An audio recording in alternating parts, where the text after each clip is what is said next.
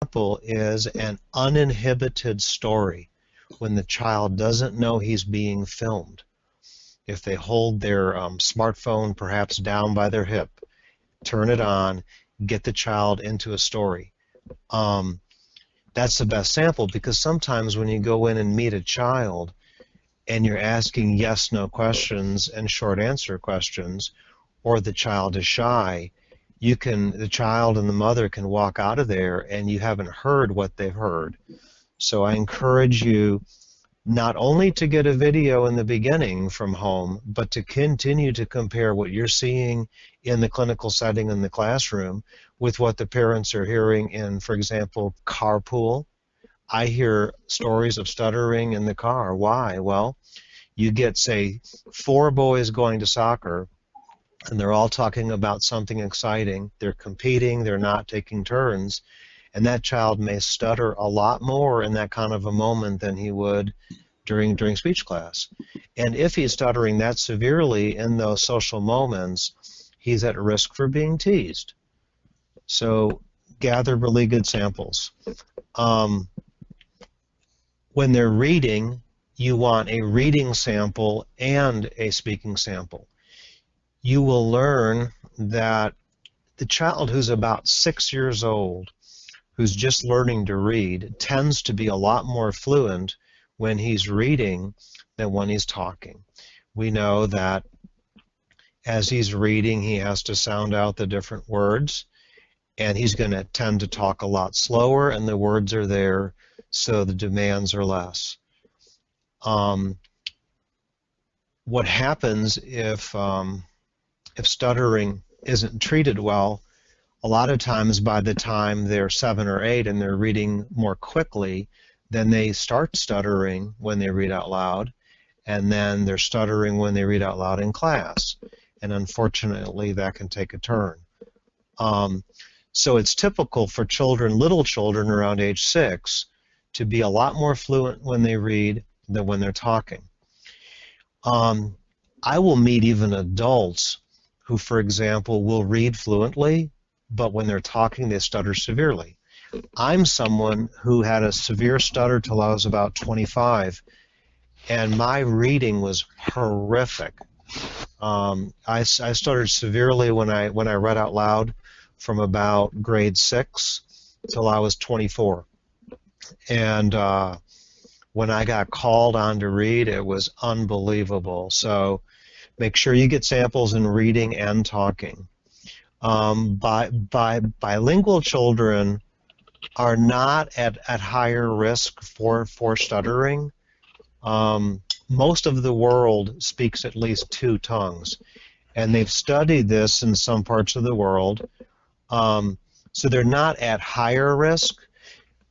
You do want to you want to talk with the parents and say, for example, when your child speaks Spanish, does he stutter about the same, or is it less? So you want to fact find there. There's one rule that we've learned, and that is if the household is bilingual, we want the parents to pick one language for one moment. So, for example, if it's Spanish and English, we want to avoid where dad is speaking to the child in Spanish and mom is in English in the very same moment. One language per moment.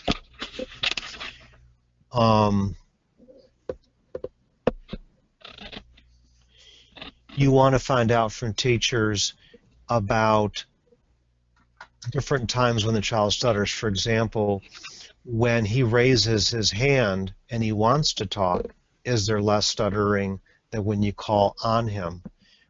Does he stutter more when he reads or when he talks? When he stands in front of the room, does he stutter more or less?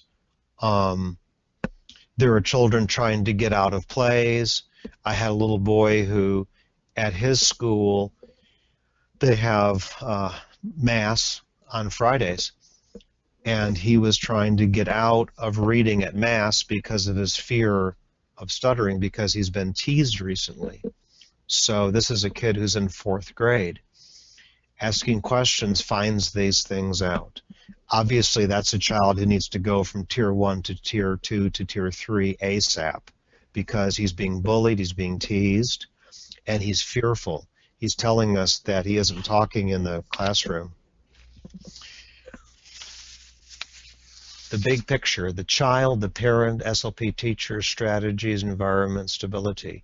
So the child always comes first, of course. We always advocate for the child, and sometimes we have to step into the classroom and talk with the parents.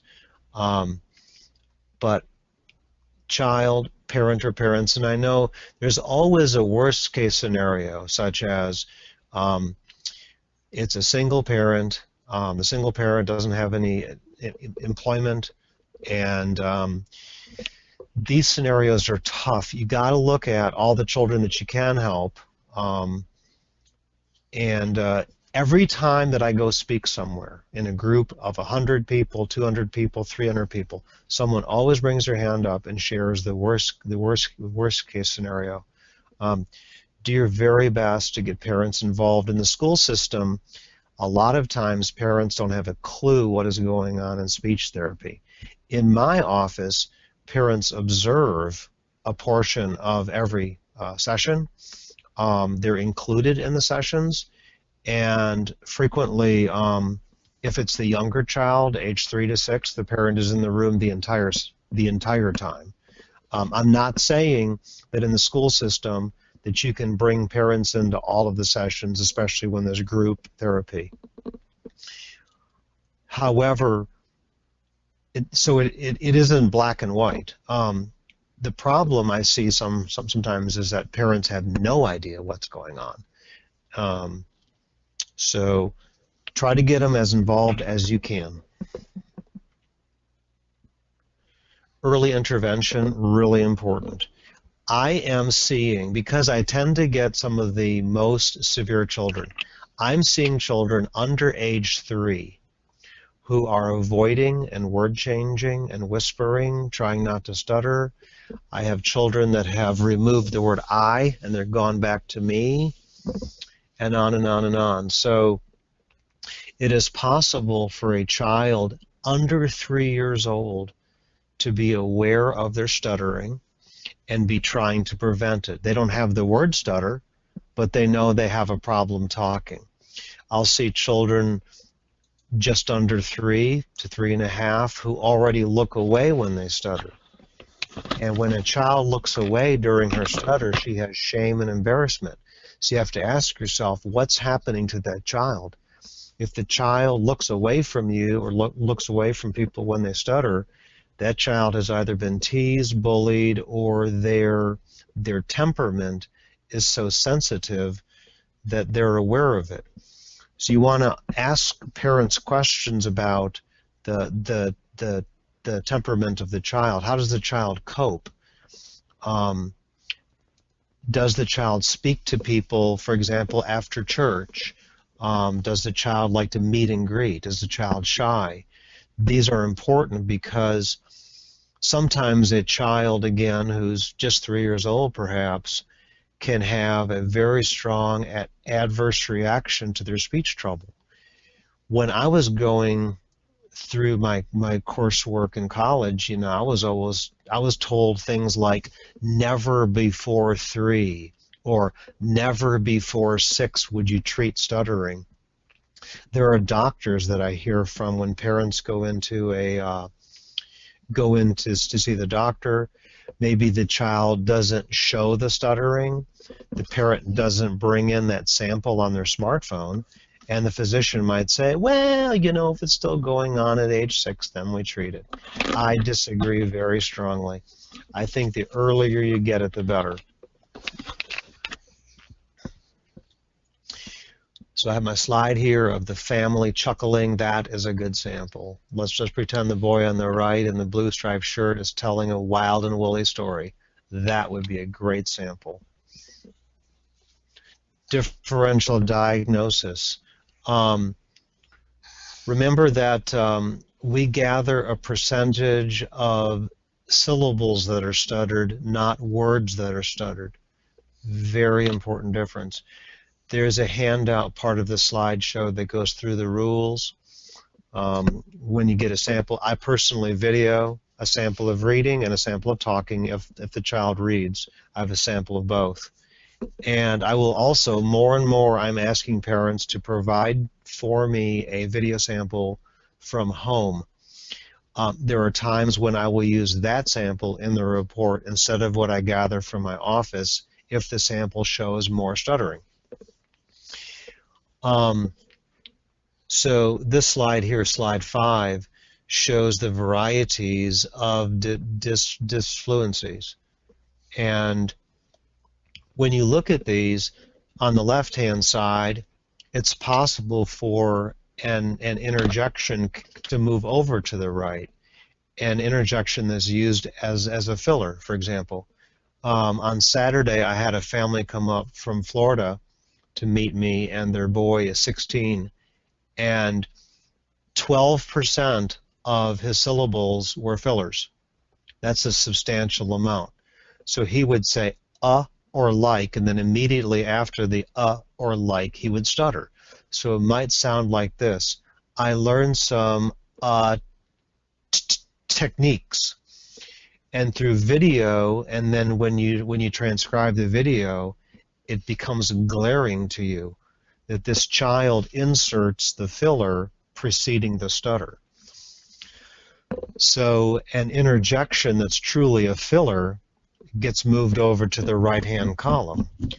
If a person repeats a phrase during stuttering, something like he went to the mall, that's a phrase repetition, but I'm blocking during the phrase repetition. So that's an example of what would seem to be a more typical disfluency bouncing over to the right. I like to get a percentage of more typical disfluency in the speech and a percentage of less typical, and explain to the parents that the more typical are the ones that everyone does. And during treatment, at the end of treatment, we will only have more typical left over, hopefully, with less typical being more rare.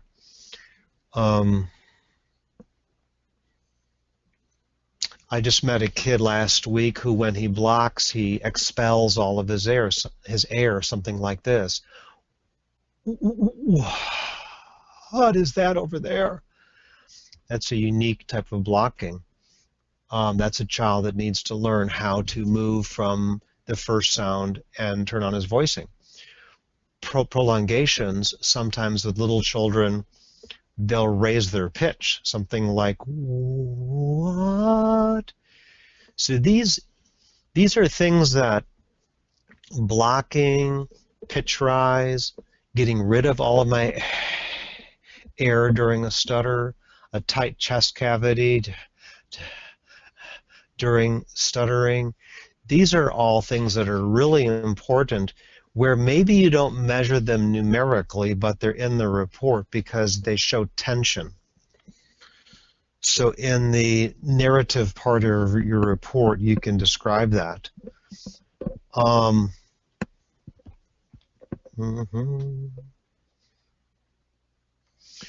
So we want the percentage of syllables stuttered versus the stuttered words, and a lot of times in the reports, I will see the latter versus the former. You'll find when you gather these samples, and with help with the teacher, a lot of times pragmatic skills can translate into more stuttering, or I should say the lack of those skills. For example, children who interrupt a lot, children who interrupt and speak on impulse or back talk tend to stutter. So if it's a child who stutters, when she interrupts, when she is impulsive, when she talks back, she stutters more. And the reason why that is that child feels that speech at that moment is urgent. I have to say it now. When we're urgent in our soma, which is the area of your chest, you tend to start your speech abruptly, so you have a very rapid onset of speech, something like, can I have some of that too? So I find that a lot of children need to also learn pragmatic skills. They need to learn the old school, excuse me and wait. That's where parents help. And a lot of times you'll hear from parents, my child behaves better in the classroom than he does at home. Now this is contrast to the pundit on the web who says, if you have a child who stutters, you should always stop whatever you're doing, get down at her level, and let her interrupt, and just listen unconditionally. That's a problem, because you promote a child who interrupts, and you unwittingly reinforce some of the worst stuttering. So I have found over my time that children who stutter should have the same manners, excuse me, wait, turn taking, waiting for things, as any other child. Moving on to slide 6, when attempted solutions become the problem. Again, this is stuff, this whole list here, word changing, whispering, fillers, like foot tapping, changing the schwa vowel from to a and the to the. I would say that particular changing the schwa vowel, maybe 30% of my caseload at any given moment across age groups is changing the schwa vowel. Can anyone out there guess why so many people who stutter change the schwa vowel? Or I can't hear you, I hope you're thinking. Go inside your own speech anatomy and ask yourself, if you stuttered, why would you abandon the schwa vowel? You would start saying something like, well, I want a Coke. The teacher's a bully. Changing that short vowel to a long vowel, people who stutter think it helps. But remember, anything you do that's designed to conceal or not stutter backfires. So I will meet an adult who's been changing to a and the to the, possibly for decades. And a lot of times they're changing that schwa vowel just before they think they're going to stutter. So start watching for that schwa. The schwa vowel is a back burner item, I call it. A front burner item would be blocking, trouble reading in the classroom. Once a child starts getting better, we want to promote the and . So these are all little things. So we do want to intervene early. We do want to help, because children who are still in Piaget's preoperational stage can develop sophisticated avoidance habits. These kinds of things I'm sharing with you will help you, I hope, dig in diagnostically. Look beyond what's coming out of their mouth in the clinical sample. Ask more questions, gather more samples, find out if they're doing tricks trying to not stutter. Patience achieves more than force. How do little children solve problems? Like the sock in the drawer, they keep pulling. How do they deal with a zipper that's stuck? They jerk on it. How do they handle an H? H-O-W, or the word I.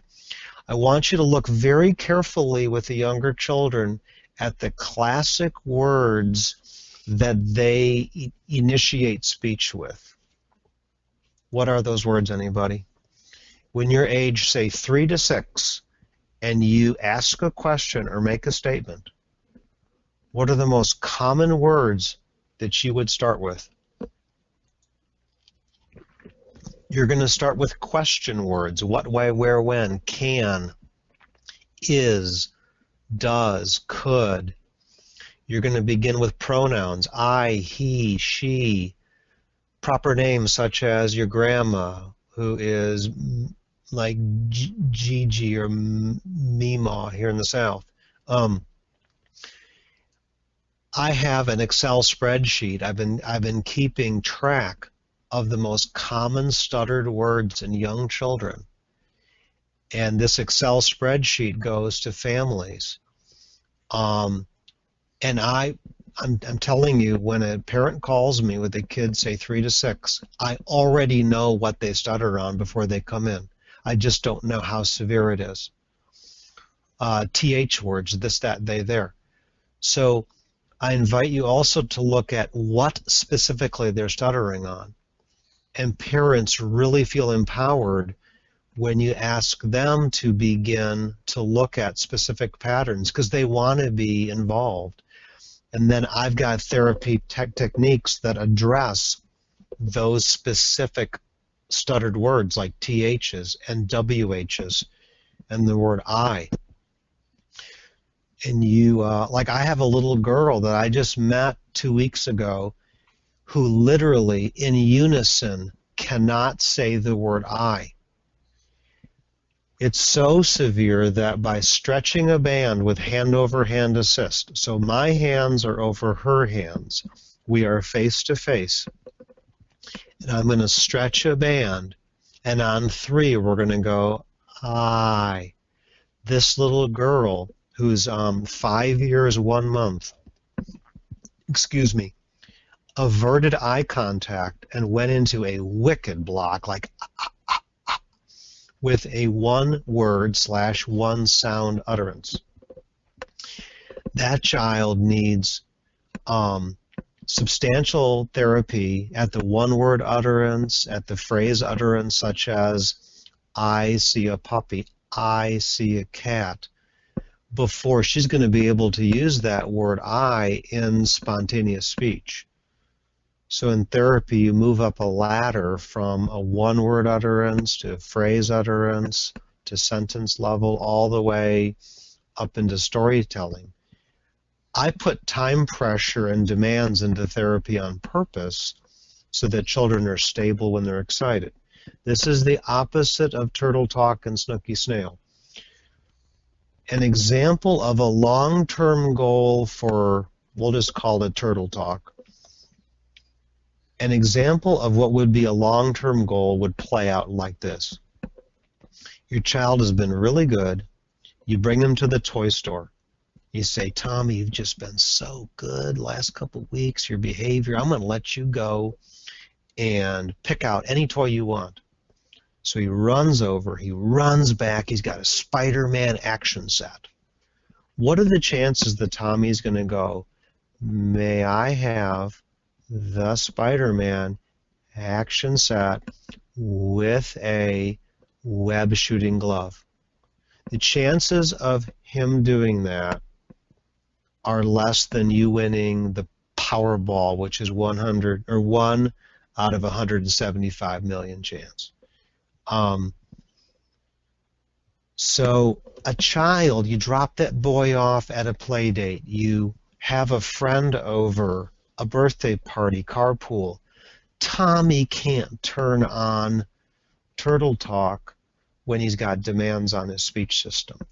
Now, turtle talk may nudge the child who's very mild out of a stutter and get credit for it.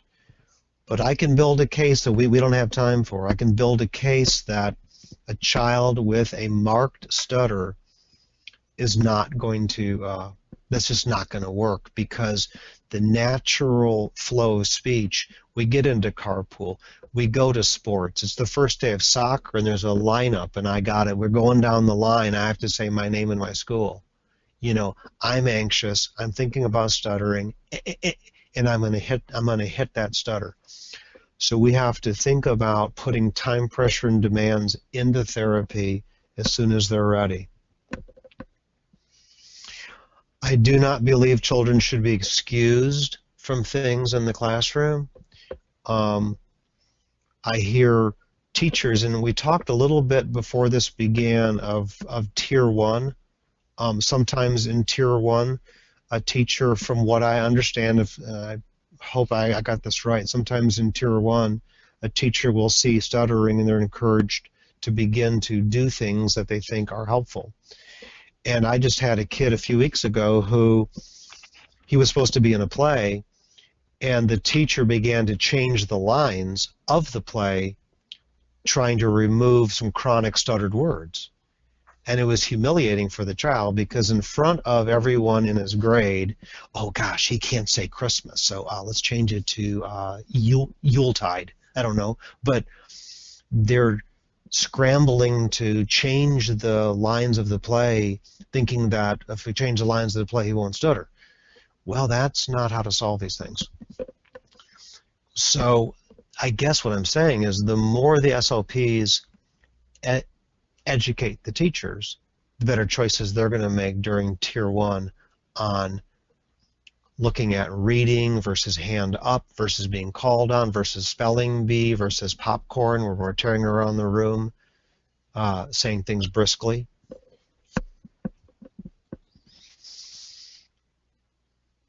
So preschoolers, I'm going to move right past this slide number 9 because you can read it later. Whack-a-mole symptom cycle is just an expression that I came up with. You know this game, you whack a mole down and another one pops up. A lot of times symptoms change. An example is a child who has pretty severe blocking or really tight repetitions. As those loosen, sometimes a child may prolong for a while. Sometimes if a child uses a lot of fillers, maybe he uses the word like as his filler. Can I like play that? If a child's prone to using a filler, then a child may change fillers during the first few weeks of speech therapy. Sometimes parents think, oh my gosh, we're creating something new. No, ma'am. Your child used these fillers over here, and because he's not stable yet, and his profile is he's a more impulsive child who will throw fillers in trying not to stutter, he's just changing fillers temporarily. And again, you'll see blocking and tight reps turn into prolonging sometimes. Some children just prolong. That's their main pattern when they come in. It's usually a lot of times children will prolong that middle vowel, like what or can. Very pitch will rise, they'll stretch it. In that case, we want to avoid like stretch syllable target, stretchy speech. The kid's already stretching. We don't want abrupt speech onset, but maybe we want to work on what, shorten it. So you might hold a verb card backwards, and the child says, what is it? And you turn the card and they talk about the card. So that would be a counter example to the long stretchy what. We're going to promote a shorter what, because he's already a stretcher. A small percentage of children. Now, I probably eval and treat about 175 kids who stutter a year. I will see 9 to 10 kids a day, 5 days a week. And a small percentage of children who stutter will stutter on, they'll repeat the last syllable of the word over and over again. What time is dinner?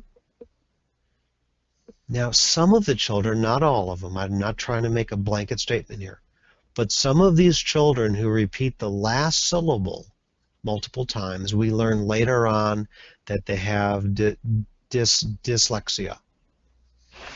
And I'm not smart enough to tell you why, exactly what's going on in the brain and the speech system, that a good number of the young children that repeat the last syllable of the word, let's pretend I meet them at 4.5, 5. Later I find out that they have trouble with their reading. As a speech path, we're so accustomed to hearing the stutter on the first syllable of the word, right? Can, you. And in movies, that's what we see. That's what we tend to see. So when a speech path sees dinner, sometimes they can freak out, like, what do I do with that? I'm used to that. I don't, what do I do with the last syllable of the word? Actually, it's a lot of the same strategies. If you're teaching a child how to identify his stuttering, a correction would be dinner. I do a lot of pseudo-stuttering, where I build a rapport and build a trust, and then we simulate the child's stutter, whatever the stutter is. And I even do that with preschool in a play model, like they might put a sock in a drawer and do pseudo stutters, like and then open the drawer, I. They might touch their mom's neck and do a fake bump, like, and then the mom touches the child's neck. If you do it in a play-based model, play-based therapy, and there's a lot of love and support, there's no stigma created there. The benefit of pseudo-stuttering is the muscular experience, because remember, children learn experientially. A child who has to learn how to balance, you got to stick them on a balance beam or on a brick wall at the park. There's no substitute for experience. They teach themselves to walk with no verbal instruction. So pseudo-stuttering is underutilized. Some people are afraid to touch it. Well, we're trying to get Tommy to not stutter, so why would we have him do that? My 16-year-old that came up from Florida last weekend, I had him doing pseudo-stutters right off the bat almost, you know, within 1 hour of a 2-hour visit. We were in the mirror doing pseudo-stutters. So pseudo-stutters, they change the pathway of the motor system, and then the older ones who've developed a stigma to the stuttering, it helps to take away the meaning. If I can look at myself in the mirror and do a fake stutter, the stigma is fading quickly.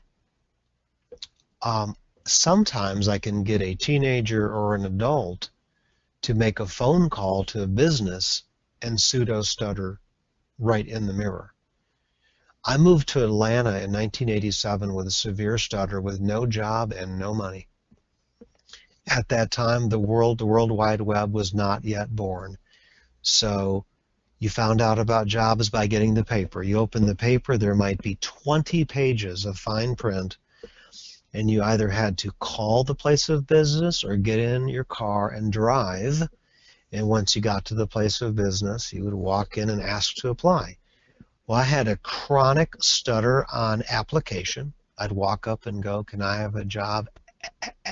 It'd say, "Application." Yeah, that's what I want. Just, you know, the walk of shame for me.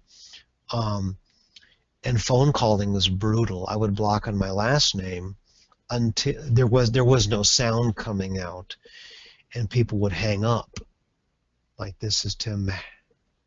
Hello? Is someone there?" That happened to me constantly. So I did something crazy. I sat down and I opened a phone book, and I would call 25 gas stations a night and ask for myself. So I might hear, "Texaco," and I would say, "Is Tim Mackesy there?" "No, he no work here." And then, and I'm kind of picking on the gas station attendees who tended to be very curt. So, you know, I would call and stutter. They'd either say, "No, he no work here," or "Who's that?" You know. But why gas stations? They answered immediately within the first 2 to 3 rings. So I'd get my 25 calls done in maybe 15 minutes. Not every patient you come across is going to have the moxie that I developed, but fixing my stutter was absolutely critical. So sometimes I would fake stutter in my name. Sometimes I would try to move from the end of my first name to my second, you know, Tim Mackesy, which is co-articulation. You'll find if a child that you're helping has trouble with, his name is Matthew, you may have trouble saying Matthew, but he can say, my name is Matthew. Sometimes we have to teach things like that in the short term. where he uses that S/Z that's voiced to move into Matthew, is Matthew. But getting in the mirror is phenomenal. Building a rapport and a trust for pseudo stutters. When I teach them, I do them like that. I will do a single rep. Matthew, Tim, Pope High School, Cobb County. Loose and effortless. If a child ever tries to do a fake stutter and it turns real, that is a defense mechanism. They default back to their speech muscle groups going tonic. So they're supposed to say Matthew, but when they try it, it's and they end up blocking. Encourage them. Maybe hum a couple. Matthew, Matthew. Oh, I should say that all the children that come in here age 6 and above become an expert at the 3 contact points, tongue, lips, and voice. My little kiddos know which phonemes are made at the lips, which are tongue primary, which are vocal cords. And in speech therapy, when they catch themselves stuttering, they get a reward, and they catch me stuttering. So I will sprinkle stutters through sessions, and they are wicked. Like I might go, do you want to, and bam, D's your tongue. Well, they also get me in the lobby. So if I greet them and I say, hey man, what's going on? If I have the slightest stutter, they go, that's your tongue. It's hysterical. But that's wonderful because they're so sharp. Okay. Direct treatment can be recommended before age 3. I don't do it all with all, but I do it with those who need it. Maybe it runs in the family. If it does run in the family, it doesn't determine a lifetime stutter. On my dad's side of the family, I had some uncles, several of them who stuttered. My outcome, I did better with my outcome than they did. So, and I have parents that come in, some of them actively stutter, and they're bringing me their young child. And if we get it young, sometimes we can nip it. Sometimes parents look at their young child who stutters, and they imagine that their 4 or 5-year-old is experiencing the same thing they experienced in high school, but they're not yet.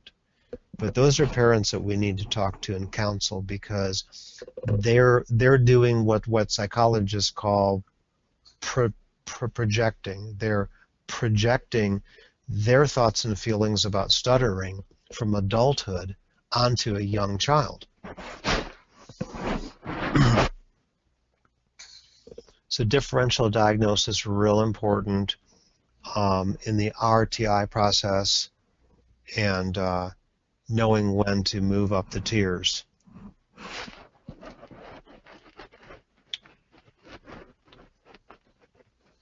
One of your outcomes is number 2 is to list the 4 types of stuttering. That would go back to the more typical versus less typical.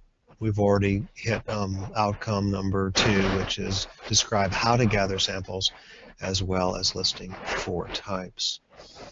I want to make sure, of course, these are all met today. Number 10, we've pretty much covered these things already. A false positive is like, it's either the child who the speech demands are so simplistic in the eval that they don't stutter, or the child who's using a character voice or whispering or something, and you don't hear the stuttering. A lot of kids fall through the crack. Take a kid who's in 6th grade. The teacher's overwhelmed because there's a few kids in the class who are a behavioral challenge, and you got that kid with the stutter who sits in the back and he's quiet. He's an easy kid. He's an easy kid. He doesn't raise his hand. He doesn't volunteer. But the teacher has no idea how severely he stutters or how much he's trying not to stutter. I encounter that all the time. Sometimes I'm the one who has to gently break the news. Your daughter spends her day trying not to stutter. And that's not going to show up on the percentage stuttered syllables. The SSI is still the best standardized test for your percentage of stuttering. For cognitive stuff, the OASES, OASES, is very good. Direct versus indirect. What is it? Sometimes with a young child, we just educate, tell the parents to model slow, easy speech, reduce demands, reduce time pressure. Sometimes that can help that young child as he or she recovers without treatment. Indirect, with child in therapy, you're basically reinforcing speech that's fluent. You're making your task so easy that they don't stutter. But those practitioners, or we practitioners in that level of therapy, don't acknowledge stuttering. Direct treatment, child asked to correct the stutter after it's complete. And the LIDCOM model, which began in Australia, moved into Europe and Asia, into Canada, and now down in the States, is one that they tend to acknowledge the stutter after it happened. So the little boy goes, I want to play with the train set. Tommy, can you say that smooth? I want to play with the train set. They don't tend to acknowledge the stutter as it happens, and it's awkward if you ask the child to repeat the whole utterance and they stutter again. I am a lot more about teaching the pull-out, which is the correction during the stutter. I feel very strongly that you counter-condition the stutter as it occurs.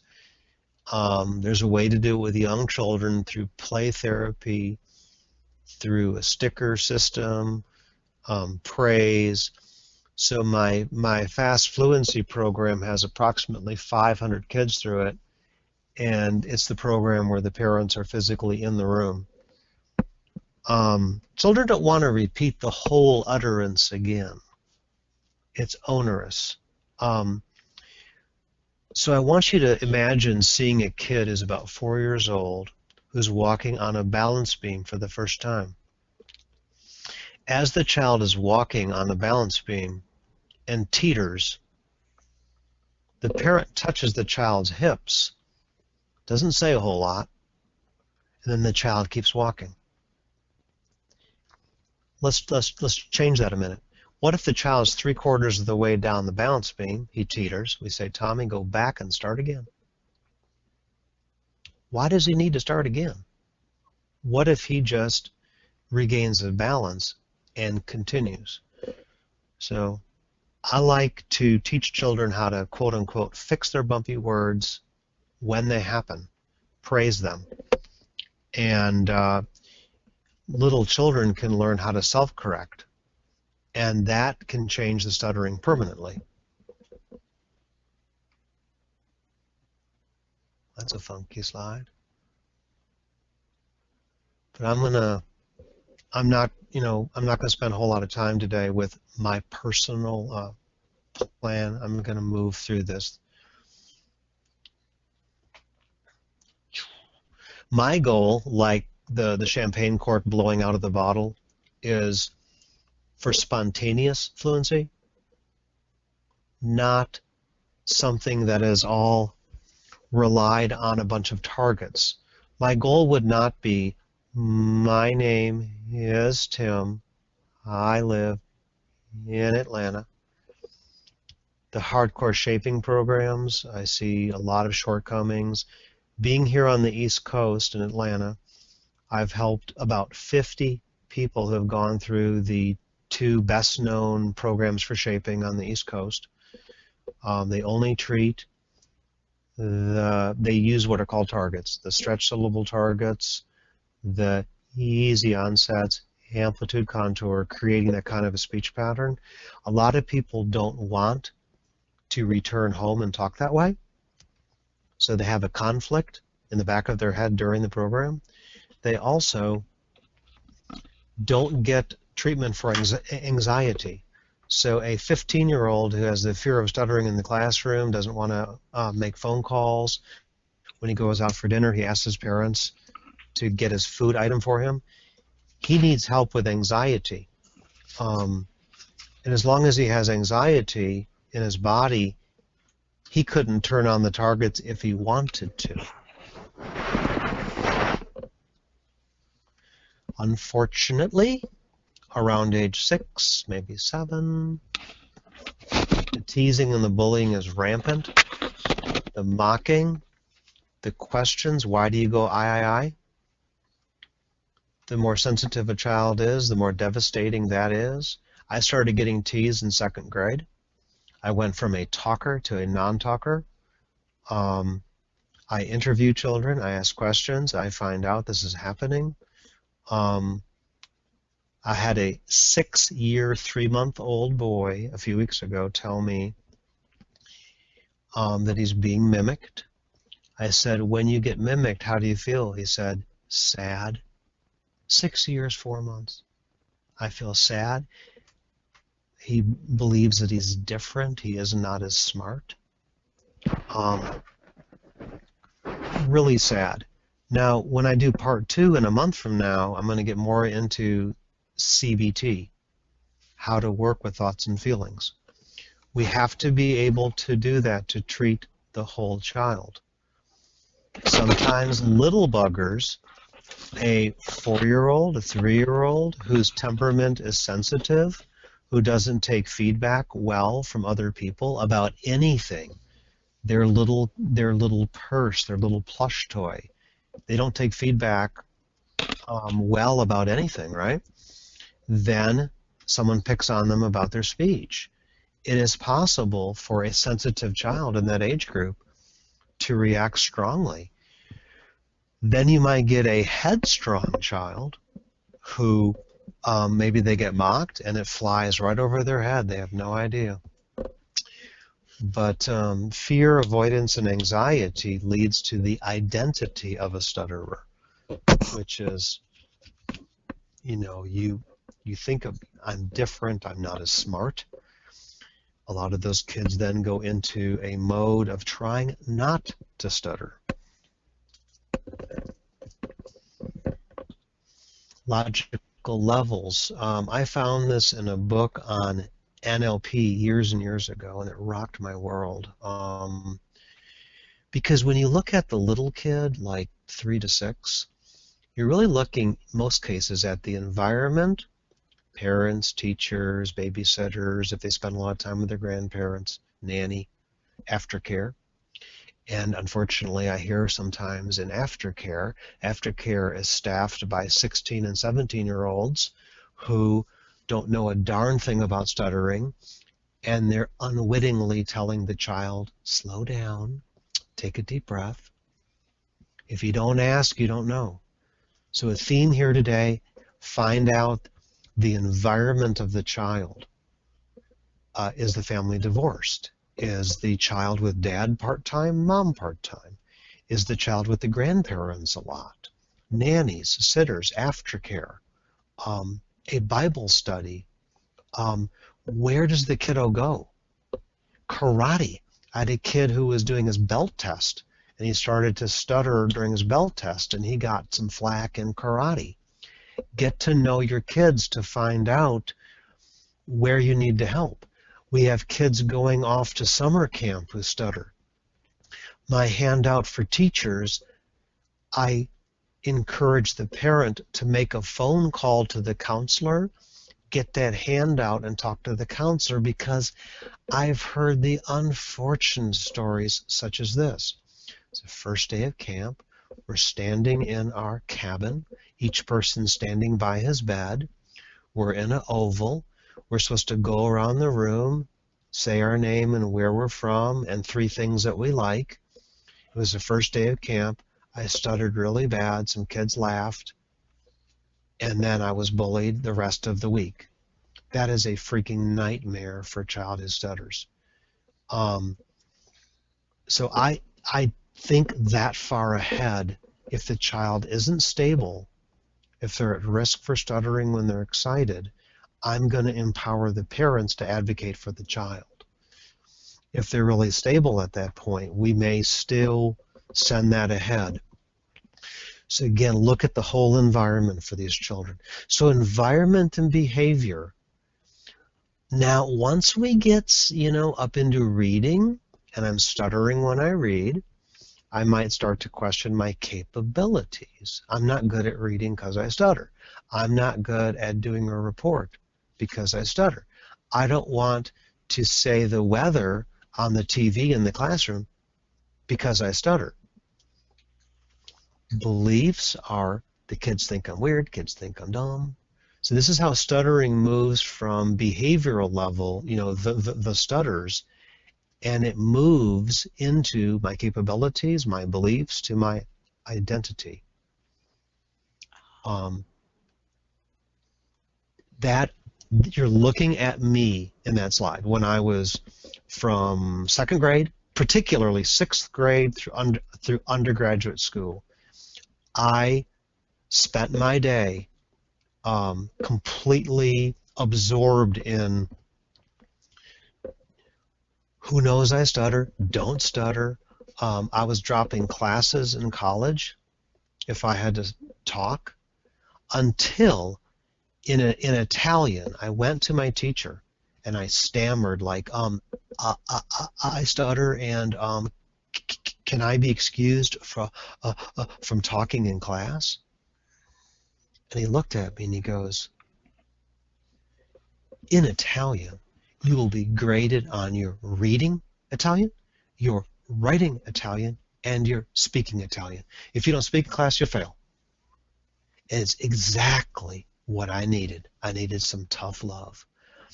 But my identity at that point, and unfortunately, middle schoolers and high schoolers, a lot of times it's already in there.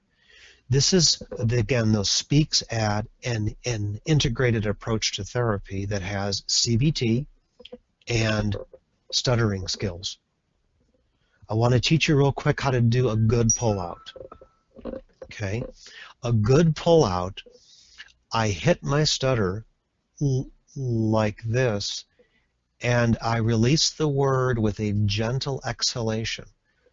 So the word and the exhalation are in unison. I don't exhale, then turn on my speech. I turn on the word in unison with the exhalation, kind of like a fist opening, okay? We've got to get away from take a deep breath. If you take a deep breath before the stutter, my name is... You take a deep breath before the stutter, you've given fuel to the stutter.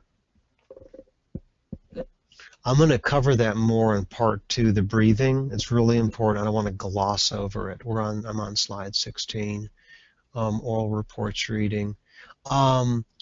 Debbie and Christine, are there questions popping up or anything? So far, no questions. Then I either stink or I'm doing great. I think I stink. Great. No. Okay. So I think I've covered all of the quiz questions and the outcome to make sure we get all those done. But in part 2, there's going to be more on CBT, more strategies specifically for oral reading and reviewing techniques, how to do a pullout, how to handle feared words and feared sounds. Slide 17. These are things parents are doing, teachers are doing. We have to empower them. The in-block correction, again, we're going to go through this in part 2, so we don't rush it. Very important. Anyone who stutters has to learn how to release stutters. It's absolutely imperative. The secondary symptoms go down when you can release a stutter. Secondary symptoms are what leads to teasing, right? If I have a physical stutter with my eyes blinking, if I can learn to control them. Breathing. So it's 2015, and I get kids all through 2014. Already in 2015, I was told that before I talk, I had to take a deep breath. I was told that when I began to stutter, I should take a deep breath. And we learned that you don't need it. I want you right now, everyone, to put their hand on their sternum and promise me you will not take a breath first. And on the count of 3, count to 10 out loud. 1, 2, 3. 1, 2, 3, 4, 5, 6, 7, 8, 9, 10. If you did it right, you counted from 1 to 10, which is 10 words without taking a breath. So that's evidence that we don't need to take a breath before we produce speech. If you're a person who stutters and you take a deep breath just before a stutter, you're going to create a really big stutter. So kids are being told all the time, take a deep breath, and they overgeneralize it and create some really big blocks. Again, we're going to spend better time next time on oral reading. You want to break text into phrasing. You have a glimpse here in your handout, phrasing and reading.